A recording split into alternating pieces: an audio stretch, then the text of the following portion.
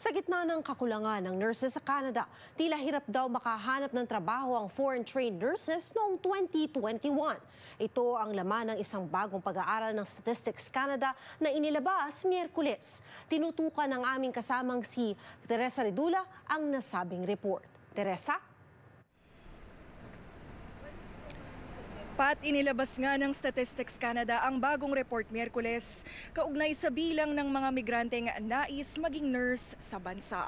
Hango ito sa datos na nakalap noong 2021 kung saan tinignan ang kinahinatnan ng mga migrante na nais pasukin ng propesyon sa Canada.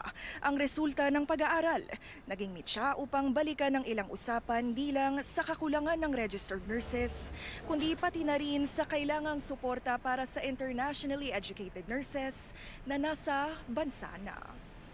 We are short of nurses. Pero bakit madami pa rin ang hindi makakuha ng trabaho? Sa pag-aaral ng StatsCan at Immigration, Refugees and Citizenship Canada, 63% sa immigrants na layong maging nurse na nasa Canada na ang nakakuha ng nursing occupations mula 2010 hanggang 2020. Samantala, 25% naman sa kanila ang nagtrabaho sa lower-skilled health occupations, lower-skilled non-health jobs, o di kaya ay walang trabaho.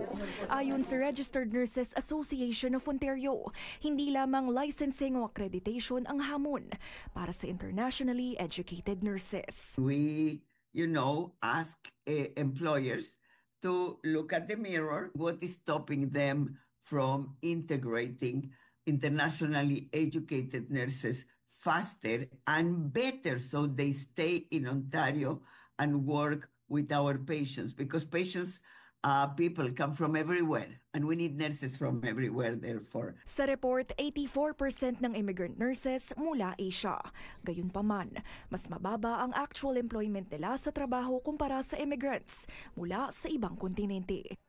Yung education natin sa Pilipinas before the pandemic was deemed not equivalent to a Canadian nursing degree. So there's that non-recognition of credentials. So I think that would have been one of the bigger issues for those individuals nung time na yon. From a licensing or registration perspective, I think things have improved greatly. Pero dagdag ng mga eksperto, marami pa rin kailangang gawin sa transition at integration ng mga IEN. Enough support para maging successful sila at ma-retain sila sa workforce, as opposed to making an assumption na pag nagkamali sila, ay nako, kaya nga ba sinasabi ko na yung mga IEN unsafe yan.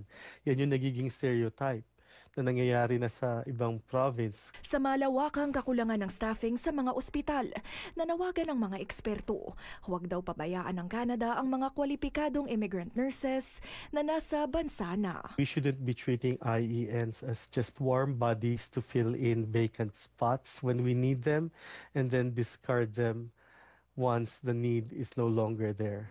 IENs should be made part of our health workforce recruitment and retention strategy and not just a band-aid solution. Teresa Redula, Omni News, Toronto.